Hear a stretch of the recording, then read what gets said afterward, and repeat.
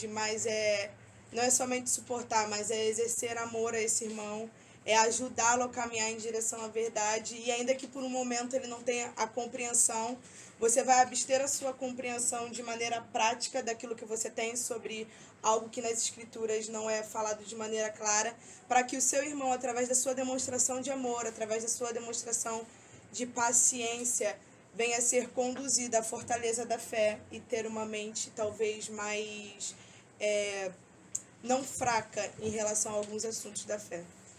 É legal a Aninha tá falando dessa questão do fraco e do forte, né? Eu nem ia levantar essa bola, mas ela levantou, eu acho muito legal. Porque a ideia do fraco e do forte, como ela disse, é distinta do lado de fora. Então, esse forte, ele seria alguém capaz de, depois de ter entendido a fé, entendido que certas coisas não são necessárias, entendido que certas pessoas estão vivendo até relações um pouco pesadas com a religião, ele ainda assim ele não submeter essas pessoas a uma vergonha, ou um distrato. Às vezes, a gente brincou semana passada que a minha vovó ela botava um copo de água em cima da televisão e o pregador tá lá e ela, esperava o cara terminar a pregação, ela pegava um copo d'água de cima da televisão velha dela e bebia aquela água. E aí de quem dissesse para ela que aquela água não tinha poder. Na verdade, a Bíblia pode te assegurar que essa água não tinha poder. E eu tenho certeza que você, que costuma ler as Escrituras, vai ver que Deus não trabalha com mandinga. Mas naquele momento, se tivesse alguém ali perto da minha avó, não era dizer para ela, ô vovó, isso aí não serve. Mas é passo a passo, com calma, e mostrando a Bíblia para que ela pudesse se convencendo em amor de que aquilo não era de fato daquele jeito. Então Paulo fala dessa força, que é esse forte, e interessante que ele não fala mais o forte sendo judeu ou gentil.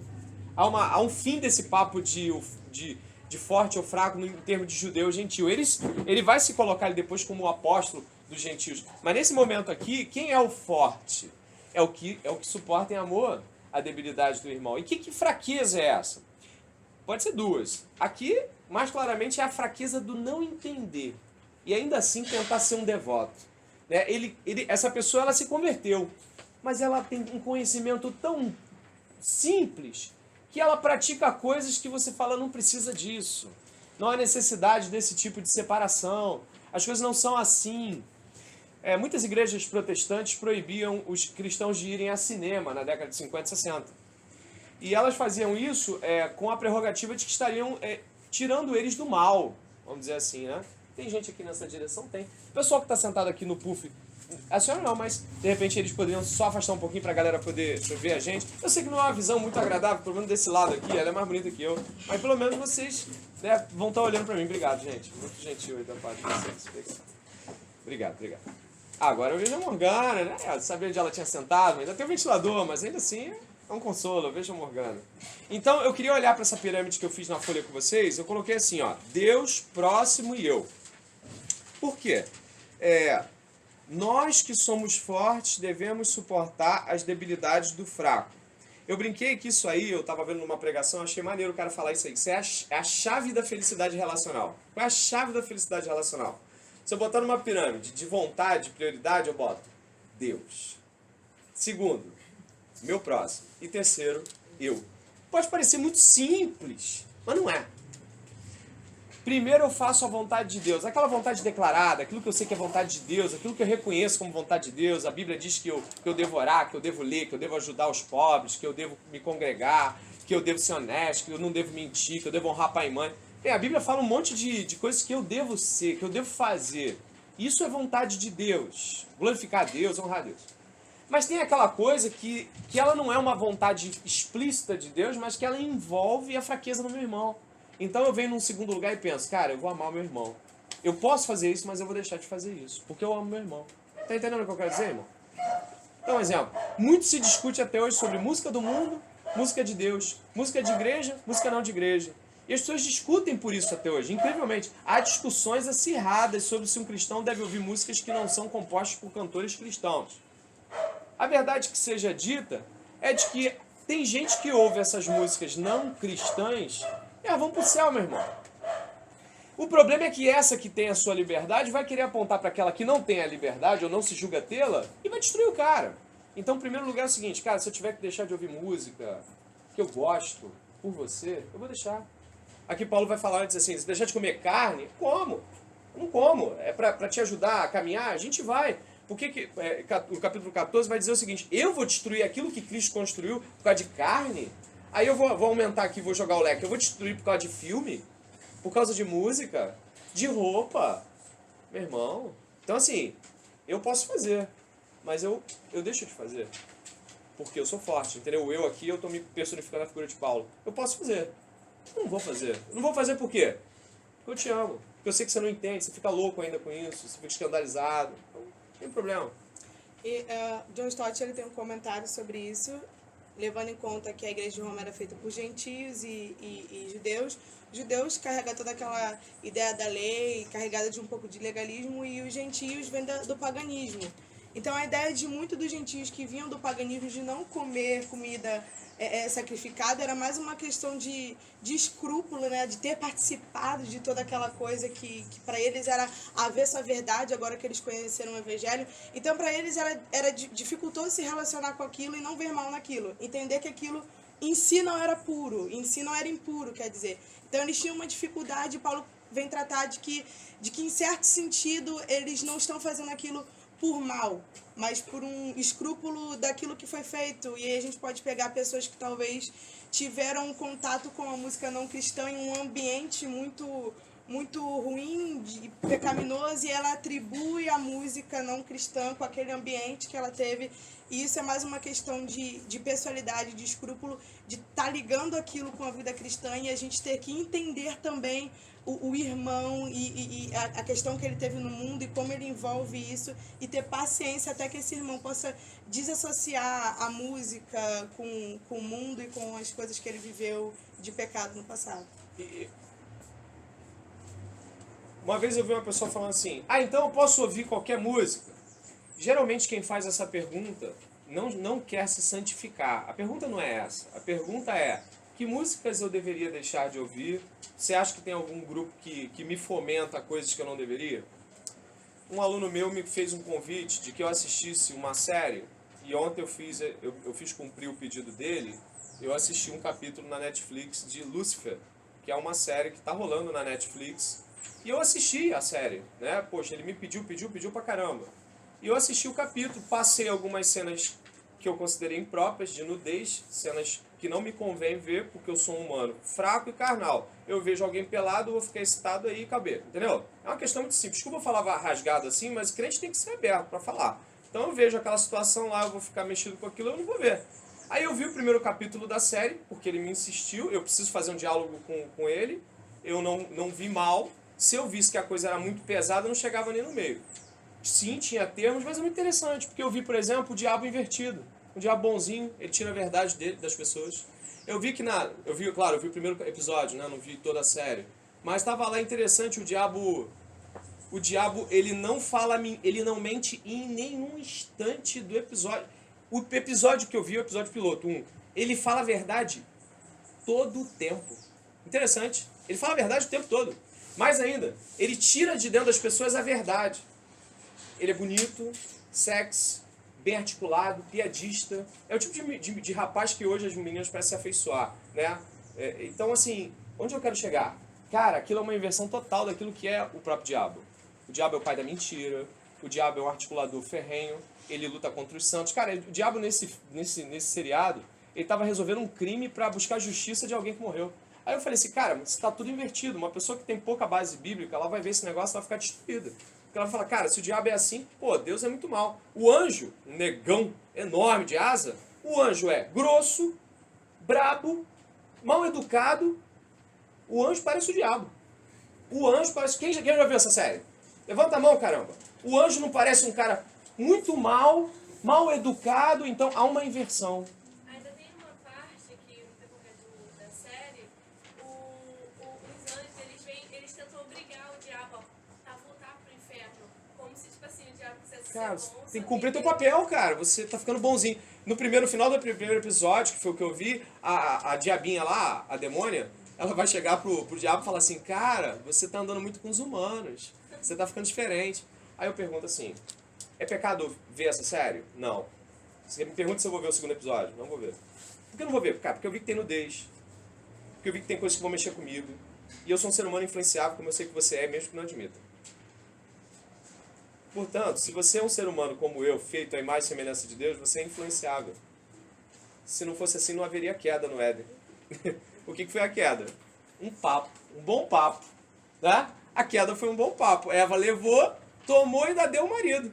E aí? Um papinho.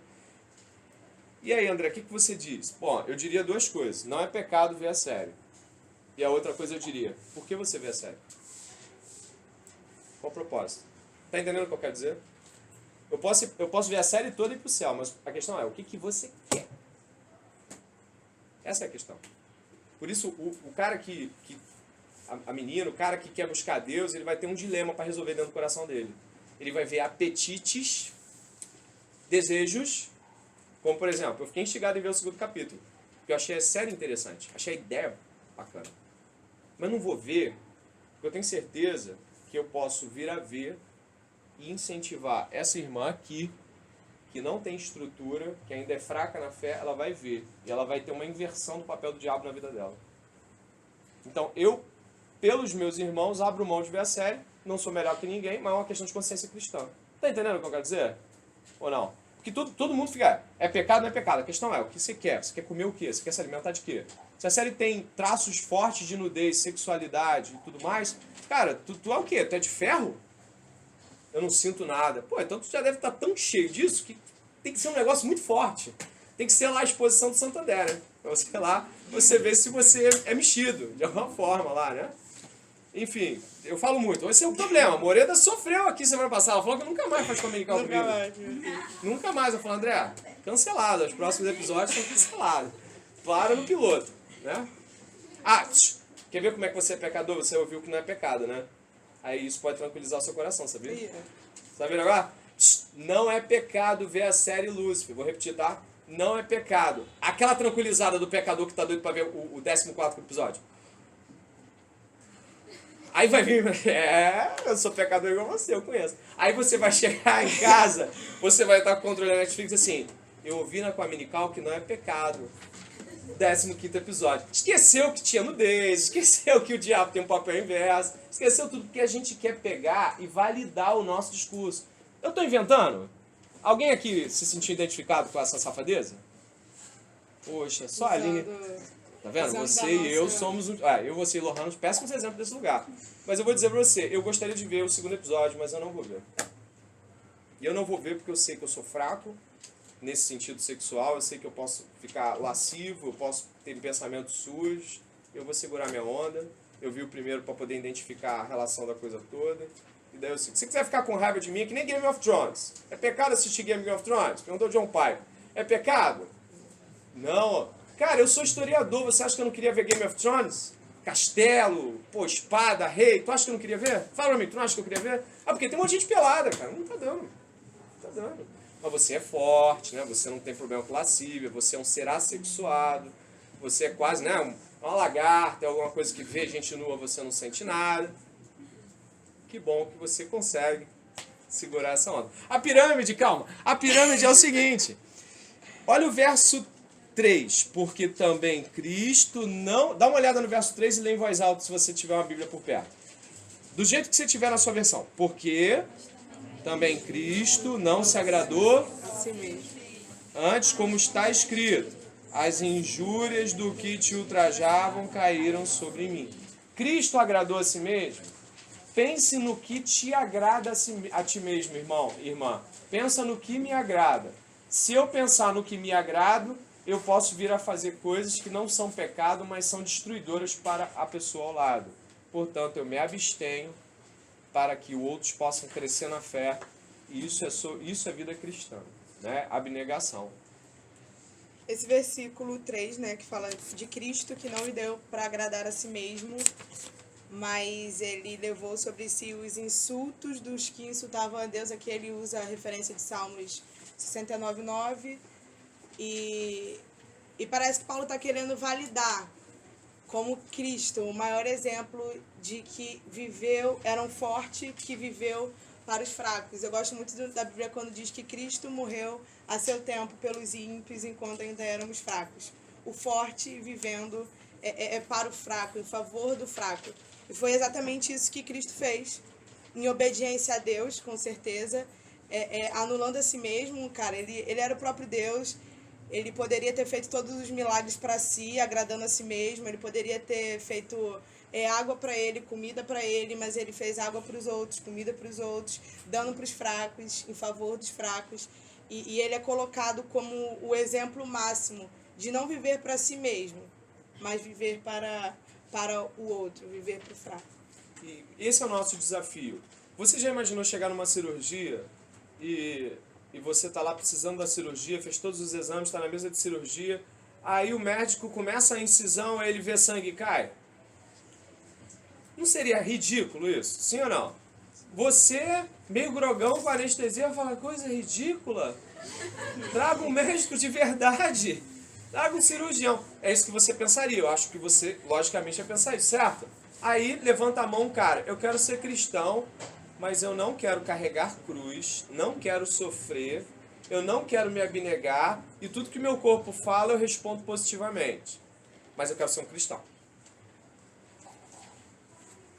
Você quer ser um cristão, mas quer dizer sim para você. Só que tem um problema. O mestre dos cristãos, Jesus de Nazaré, viveu uma vida para o outro. Não, mas eu quero ser cristão e às vezes viver uma vida para o outro. Quando eu sentir muita vontade de fazer uma coisa, eu vou fazer. Isso faz sentido? Isso é inconsistente. E esse é o problema do cristianismo. É que se ele fosse uma religião humana, nenhum humano ia querer fazer essa religião e inventá-la. Porque ela veio de Deus. Porque humanamente, quem é que ia criar um troço desse? Quem é que ia criar cristianismo, gente? Cristianismo é um peso danado. Você ser cristão, não faz sentido o cristianismo ser criado por homens. Porque, cara, até nas religiões que tem autoflagelação, cara, você tem hierarquias onde os caras se flagelam menos. Por quê? O cristianismo, o top team da coisa, se permitiu morrer por todo mundo, por gente fraca, miserável, pecadora. Nosso desafio ao ler esses 3, 4 primeiros versos é pensar assim, em que tenho me agradado a mim mesmo? E por que faço isso? Talvez alguns vão se descobrir, cara, eu não sou um cristão. Eu ando no meio deles. Eu falo a linguagem deles, mas eu não sou um cristão. Alguns vão se descobrir fracos, no sentido de que ainda não se permitiram trabalhar-se na abnegação. Abnegar, dizer não pro eu. Alguns vão falar assim, poxa, eu tenho tido vitórias na abnegação, mas ainda não sou o exemplo que deveria ser. E aí nessa tarde vão ter a chance de chegar a seus líderes, seus discipuladores, ou então a uma pessoa que você ainda não conhece, mas que você reconhece como uma autoridade espiritual, falar assim, me ajuda a dizer não. Me ajuda em como eu posso ser mais cruz para a minha vida, ser exemplo para os outros. E esse é o nosso desafio. O costume das igrejas hoje é mais pautado em termos de eventos, de fazer reuniões com os cristãos, do que cobrar a vida espiritual deles em termos de você ter um líder. Quantos aqui talvez não tenham lideranças que os inspirem? Fala assim, cara, aquela pessoa, aquela mulher é como Cristo. Eu vou seguir o exemplo dela. Paulo falou o quê? Sede meus imitadores como eu sou de Cristo. Então, assim, eu conclamo a esse grupo aqui, essa tarde, a refletir sobre desejo particular, sobre o que eu quero fazer, sobre o que eu penso em fazer. E pensar assim, o que eu quero, o que eu penso. Pensa no próximo, pensa no Deus que eu sirvo. Né? Isso vai desde o curso que você quer fazer da faculdade, o teu namorado ou namorada, o trabalho que você quer ter, a relação que você tem com os pais. Às vezes você não acha seus pais suportáveis. Você acha seu pai e sua mãe muito chato. Às vezes você acha os colegas da escola muito chato, o colega da faculdade muito chato. Cara, não é sobre isso. É sobre você estar lá no meio dos chatos, amando os chatos, porque você também deve ser chato, amando os chatos, morrendo por eles, se relacionando com eles para salvá-los. Fala, Aninha. Concluiu? Não concluí não. Se eu deixar, eu vou. Vou entrar no versículo 4, quando ele fala que todas essas coisas, a Escritura, Antigo Testamento, foi colocada para nos ensinar, e as Escrituras nos dão paciência e ânimo para mantermos a esperança. E ele começa a fazer uma série de referências ao Antigo Testamento. Isso para mim mostra claramente o objetivo de Deus em nos dar as Escrituras. Sempre foi apontando para Cristo com a finalidade de nos amadurecer na fé, com a finalidade de nos fazer crescer em graça e em conhecimento. E ele começa também a trazer a realidade de que os gentios sempre estiveram no plano de Deus da salvação. E de que Israel foi a nação escolhida por Deus e que até a rejeição de Israel trouxe benefício para nós, mas de qualquer modo traria benefício porque sempre esteve no plano de Deus de alguma forma trazer a salvação para os gentios através das Escrituras. E nós devemos colocar a nossa fé nisso. Particularmente para mim, olhar para o Antigo Testamento é algo que me traz fé. Eu sou uma pessoa com uma tendência um pouco duvidosa. E quando eu olho para o Antigo Testamento e vejo que Deus ele sempre esteve cumprindo tudo aquilo que ele disse na palavra, de trazer um Messias, de trazer um libertador e de trazer um homem que viria antes de Cristo, anunciando o Evangelho, João Batista. Quando eu vejo que Deus está cumprindo tudo isso ao longo da história da humanidade, isso me traz uma esperança daqui para frente. Se Deus cumpriu que viria um Messias, então Deus também vai cumprir a promessa dele de esperança eterna. Ele fala que nós devemos depositar a nossa fé, a nossa esperança nas Escrituras, porque Deus vai cumprir tudo aquilo que ele disse. Então, olhar para a Bíblia não é algo Antigo Testamento e Novo Testamento como fosse algo separado, mas como se fosse algo único. E esse único tem a finalidade de confirmar e de firmar e perseverar a nossa fé até o resultado da nossa esperança, que é a volta de Jesus. Na folha você tem uma jogada de verso 1, verso 7, verso 4, verso 13, que são então de passos da vida cristã a serem dados em relação àquilo que Deus espera de nós.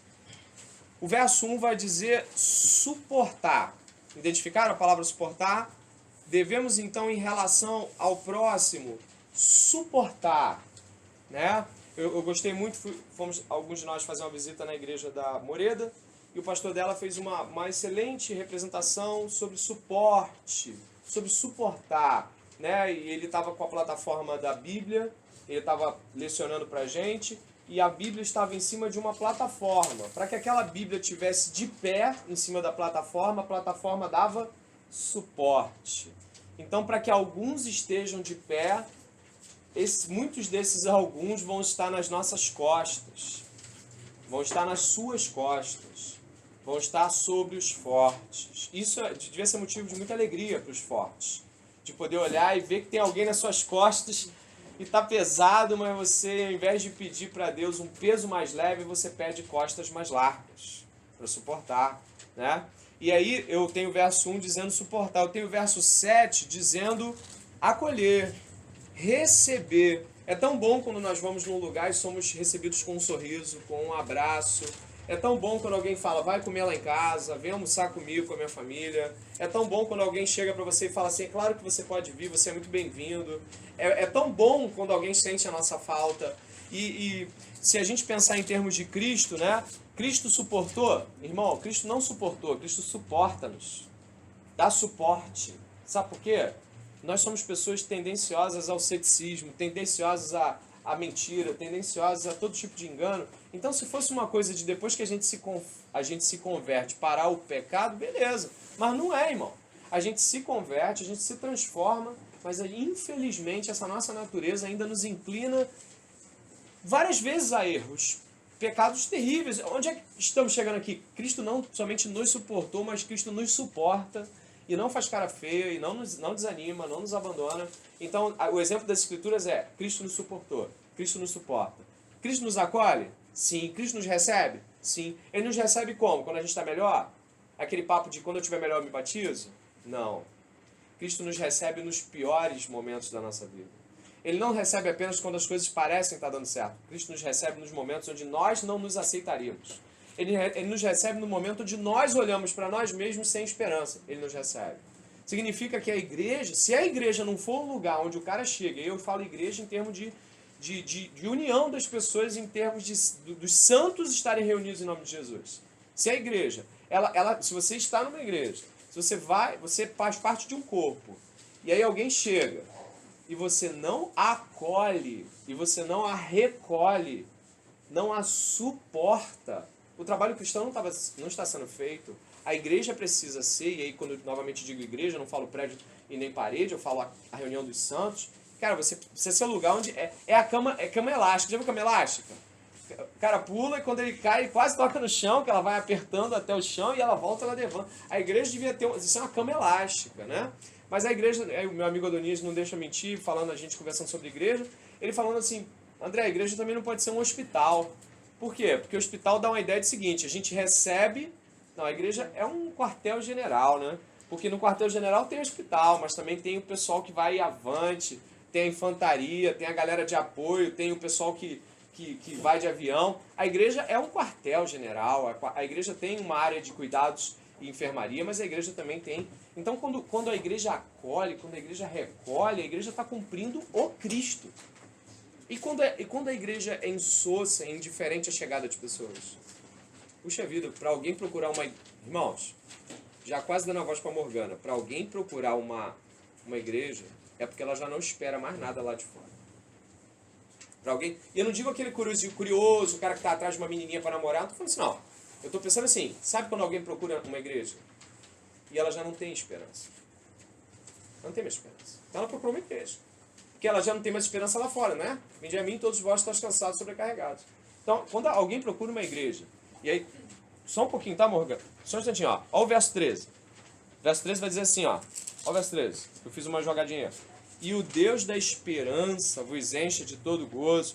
No verso 4 vai dizer assim, pois tudo quanto outrora foi escrito, para o nosso ensino foi escrito, a fim de que pela paciência e pela consolação tenhamos esperança. O cara vai encontrar com os santos. E os santos fazem assim, tá difícil, né? Vai melhorar não. Aí vem o outro e fala, tá tudo ruim. Pô, o cara vai procurar o caminho dos esperançosos. E ele encontra o quê? Pessimismo? Desesperança? Então, irmão, se você, minha irmã, meu irmão, você quer cumprir a vocação de Deus, você tem que ter esperança. E as nossas esperanças são acircunstanciais. Elas são transcircunstanciais, ultracircunstanciais. O que significa? Ela não depende desse tempo. As nossas esperanças são o quê? As nossas esperanças são... Obrigado, tá aqui. As nossas esperanças são de que Cristo vai nos buscar. As nossas esperanças são de que esse tempo vai ser bem pequeno e de que nós vamos encontrar com o Senhor na glória. As nossas esperanças são de que todas as nossas dores e problemas não vão se comparar com a glória que é de vir. As nossas esperanças não são terrenas, então as nossas frustrações também não deveriam ser. Porque se fazemos depósitos celestiais, as nossas frustrações deviam ser o quê? Celestiais. Cara, Jesus não veio.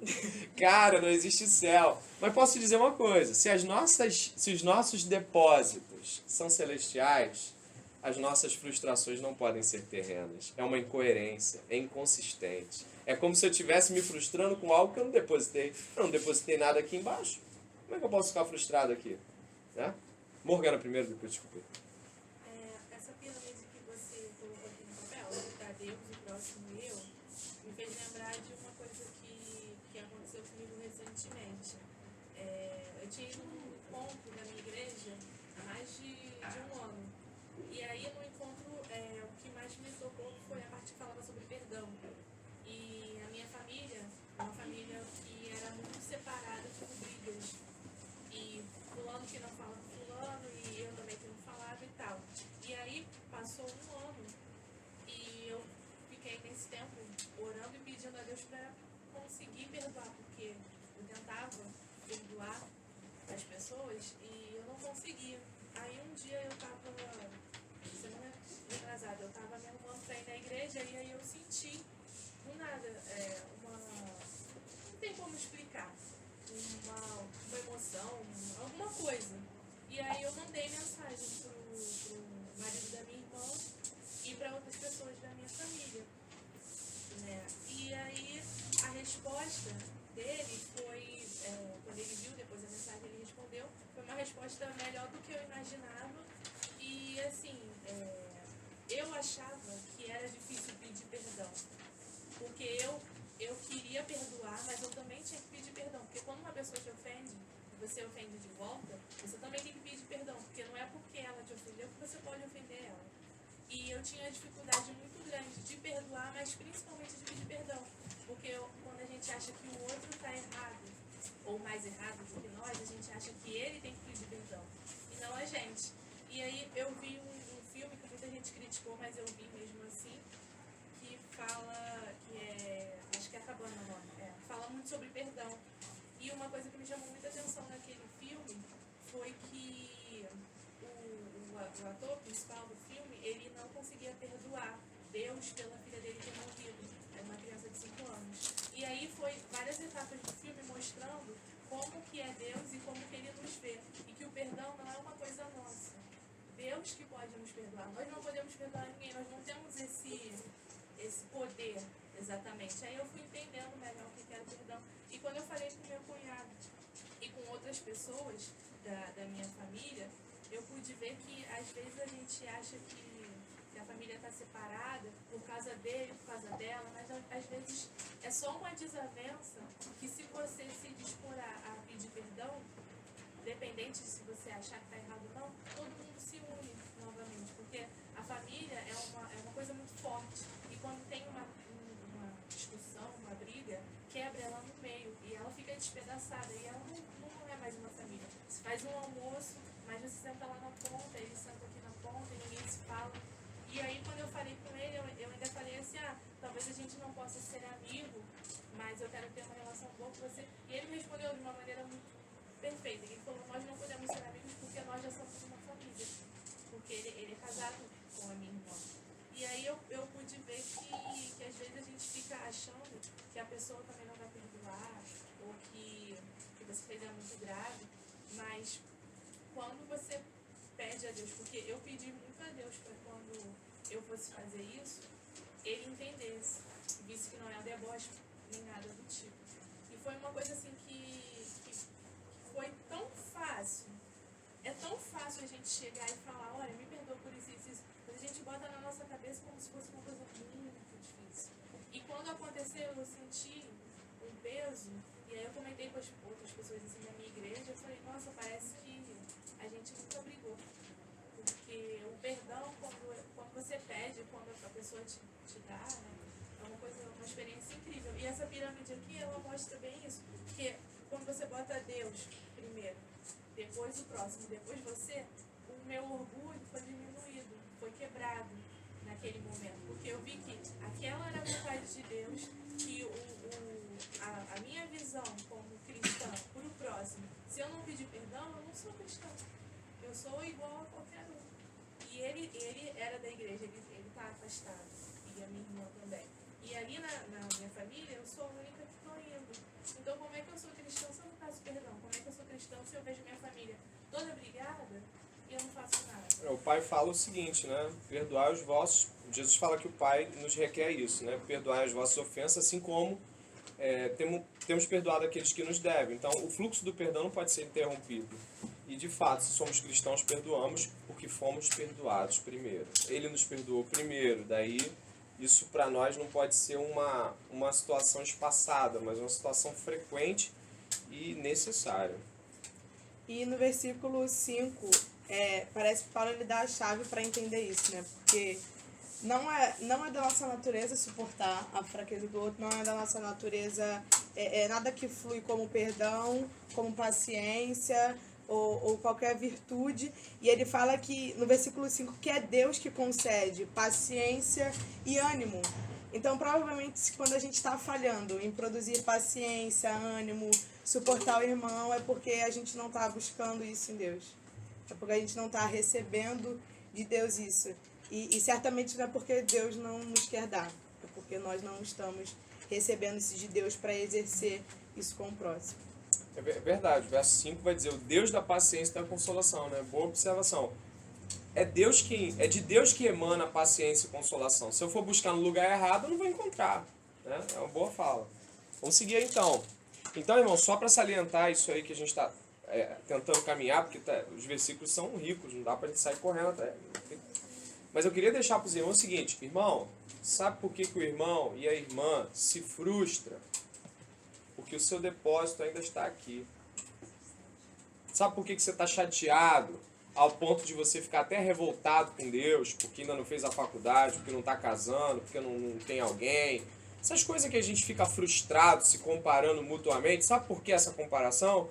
Que os depósitos não são celestiais. Se fossem depósitos celestiais, nós entenderíamos que já temos tudo o que precisamos. Né? Eu estava vendo uma palestra, não sei se você assistiu essa palestra de Romanos 15, de um cara de uma igreja presbiteriana. Tu assististe não? É um cara desconhecido e tal. Eu achei muito legal. De repente, será que foi Batista? Acho que não era Batista, não. Batista Camô, de São Paulo, sei lá. Tu assistiu essa também? É, Pô, maneiríssima, maneiríssima. Depois eu vou recomendar, vamos botar o link lá depois. O cara fala uma coisa muito legal. Ele fala assim, a gente não percebe muito quando o cara é pobre. Mas quando o cara é rico e morre, a gente vê que não dá pra levar nada. Né? Quando o cara é pobre. Aí morreu o quê? Pô, ainda tem que fazer inteira pro caixão dele. Agora o cara é rico. E você vê que ele morreu e você vê que não levou, é que você tem mais consciência de que não levou. E de que se ele levou alguma coisa, ele deve ter levado a depósitos eternos. Seja da sua própria iniquidade, das suas obras mais, ou de Deus. Irmãos, não vamos levar nada daqui. Vou repetir. Não vamos. Seu título, seu dinheiro, sua casa, seu ouro, seu brilhante, sua aspiração sociais, não vamos levar nenhuma camisa, nenhuma roupa, nenhum chinelo, nenhuma calça, nenhuma bermuda, nada do que você acha que é relevante, CDs, livros, tudo vai ficar. Quando o camarada morre, ele sai desse negócio aqui e o que ele acha que tinha não tem. Nós nos preocupamos com coisas que não vão subir ou descer.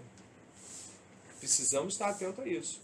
Porque estamos discutindo às vezes e nos tornando ansiosos por coisas que não subirão. Então a gente precisa ter essa consciência do qual é a nossa esperança. C.S. Lewis, ele diz que se a gente mirar a terra, não vai ter nada. Se mirarmos o céu, teremos a terra por acréscimo. No sentido de que se eu vivo a minha vida para as coisas aqui da terra, eu vou sempre me frustrar. Mas se eu viver a minha vida para o céu, o que eu tiver aqui na terra, eu vou ter por contentamento, por saber que tudo aqui da terra é passageiro. Sim, e o céu, de fato, é o que importa, as coisas eternas.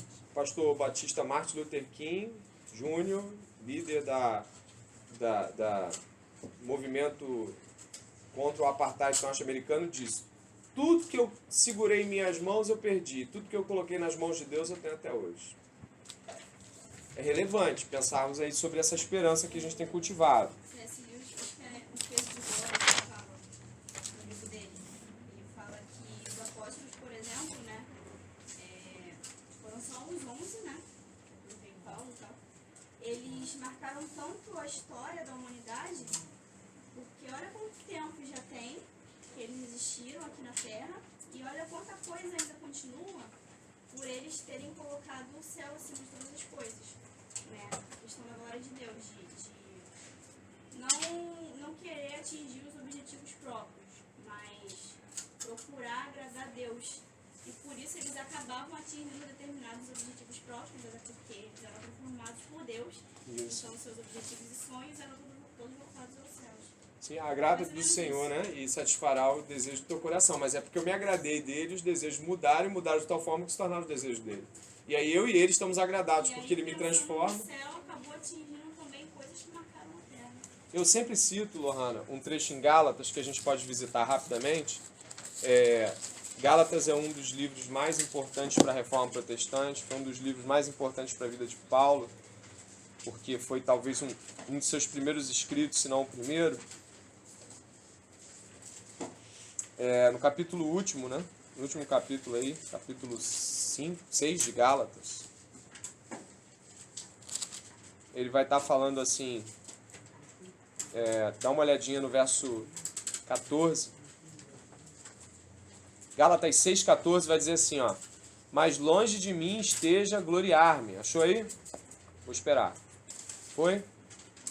Mas longe de mim esteja de gloriar-me, senão na cruz de nosso Senhor Jesus Cristo, pela qual o mundo está crucificado para mim, e eu para o mundo. Verso 17 vai dizer assim, ó: quanto ao mais, ninguém me perturbe, moleste, porque eu trago no corpo as marcas de Jesus. Cara, isso é muito significativo. Para mim, todas as vezes que eu penso pô, cara, eu não consegui o que eu queria. É que nem o Adonis me mostrou um link do da pós-graduação de filosofia no Mosteiro de São Bento, eu quero fazer, com a graça de Deus, vou fazer em fevereiro. Filosofia moderna. Mas, cara, eu não posso botar meu coração em fevereiro e fazer a pós-graduação de filosofia, porque se eu botar e não fizer, eu vou ficar triste em fevereiro, entendeu? Eu tenho que tentar fazer. Beleza, mas se eu não fizer? Tudo bem, vamos caminhar, vamos ver o que Deus quer para esse tempo, entendeu? Nosso pensamento precisa estar realmente aberto para Deus. Verso 7 vai falar de acolhimento, né? A gente já discutiu. Verso 8 de Romanos 15 vai falar: digo, pois, que Cristo foi constituído ministro. Digo, pois, que Cristo foi constituído ministro da circuncisão em prol da verdade de Deus, para confirmar as promessas feitas aos nossos pais e para que os gentios glorifiquem a Deus por causa de sua misericórdia. E aí vai falar diversos trechos das Escrituras que apontam para que não só o povo de Israel, mas também os gentios seriam alcançados pela glória de Deus em Cristo. Então, eu penso assim, cara, se os gentios tivessem aceitado Jesus, desculpe, se os da terra, os judeus tivessem aceitado Jesus, e o que não seria possível porque Jesus iria morrer de fato, mas numa hipótese avançada de Jesus ser aceito por aqueles caras, Israel ia se tornar tão exuberante que os gentios se converteriam pela glória de Deus exuberante em Israel. Mas como Cristo foi crucificado, isso de fato se requer necessário, há uma abertura pela rejeição dos judeus para o povo gentil. Qualquer uma das opções que você queira pensar, Cristo veio para unificar todas as pessoas em torno de uma fé única e universal, uma fé para todos os homens. E Jesus, ele demole a religião, ele coloca a religião abaixo, não porque ele acha que a religião não tem sua validade, não é isso. É válido estar ligado a uma religião, mas não como as pessoas falam lá fora: pô, legal, você tem sua religião, né? Isso te acalma, traz um bem-estar. Não é essa coisa aí de pô, parece até tratamento geriátrico, não, o velhinho tem um cantinho. Não é isso não, gente. A gente está falando em termos realmente de que não é ruim ter uma religião, dependendo qual é a religião. Mas Cristo veio demolir a religião porque ele veio trazer algo que é fora disso. Veio trazer o evangelho. Isso que a Morgana estava falando: caramba, eu perdoo porque fui perdoado. E esse ciclo de perdão faz o mundo girar de fato. E Cristo veio trazer esse perdão incomparável, imerecido, e essa graça, e daí dessa graça constranger cada ser humano a ser como Cristo. E de fato ser como Deus, por ser como Cristo. Ser o homem que de fato deveríamos todos ser. Então, irmãos, é plano de Deus, sim, que cada um de nós leamos as histórias do povo judeu, entendemos que circuncisão, o que era circuncisão, o que era povo judeu, o que era Velho Testamento. Isso é maravilhoso que a gente entenda, mas o suprassumo do Velho Testamento é o anúncio de Cristo. Ele virá. E aí o Novo Testamento, ele veio. E aqui estamos, para dar testemunho do Deus que se revelou, né, em Cristo Jesus. Deve 14, não sei como é que está aí. Certo estou, meus irmãos, verso 14, sim, eu mesmo, a vosso respeito, de que estáis possuídos de bondade, cheios de todo conhecimento, aptos para vos admoestar uns aos outros. Verso 14, doutrina da mutualidade. Verso 14, doutrina da mutualidade. É muito importante termos pastores e líderes, mas isso não é apenas importante. É necessário que cada pastor e líder e cada membro de congregação entenda de que a doutrina da mutualidade, ou seja, cada um de nós deve cuidar de cada um de nós. Nós temos a prerrogativa divina e bíblica de que precisamos cuidar uns dos outros. Significa que eu posso chamar a atenção do irmão e o irmão pode chamar a atenção de mim. Eu posso ser um pastor e ser chamado a atenção por uma ovelha. Eu posso ser um líder e ser chamado a atenção por um liderado. Isso não tem problema. Essa doutrina da mutualidade do verso 14 é essencial para o cristianismo. Se só o pastor chamar a atenção de todo mundo e ninguém chamar a atenção do pastor, ele também não se aperfeiçoa. Então, a mutualidade é caráter do cristianismo. No cristianismo você tem hierarquia, mas ela começa do que lava o pé. A Igreja Católica dizia, e ainda diz, que o Papa é o servo de todos. É uma das máximas do Papa Católico, é que ele é o servo de todos. Independente aqui de pensarmos acerca disso do Papa, caramba, Jesus foi o servo de todos. Então qual é a hierarquia? Que o maior é o menor aqui. O maior lá em cima é o menor entre nós. É aquele que mais se submete, aquele que mais abaixa a cabeça, é o mais obediente. É o que não está disposto a discutir em prol de si mesmo, mas em favor daquilo que a Bíblia diz. Então, qual é o maior de todos nós aqui? Certamente não é aquele que vai dizer, ah, eu sou diácono, ou então eu sou presbítero da minha igreja. É aquele que é o que maior servo, é aquele que mais se assemelha ao lava-pé de Jesus, é aquele que está disposto a morrer pelo irmão do lado. Esse é o maior entre nós. A doutrina da mutualidade, mutualidade é o que? Mútuo, o que é para mim é para você, o que é você para mim. A doutrina da mutualidade é também uma doutrina que demonstra que a nossa hierarquia é diferente. Enquanto lá fora as pessoas mandam e você cala a boca, no cristianismo cada um de nós deve ouvir o outro como se fosse superior a si mesmo. Paulo fala isso em Filipenses, quer dizer que eu te ouço, eu estou te ouvindo, e aí se você levantar a mão e discordar de mim, ou você não concordar comigo e depois falar, ou seja lá o que for que você for fazer, cara, você tem todo o direito de não concordar comigo e poder estar certo. Ou não, mas eu tenho que ouvi-lo, amá-lo e falar, irmão, que bom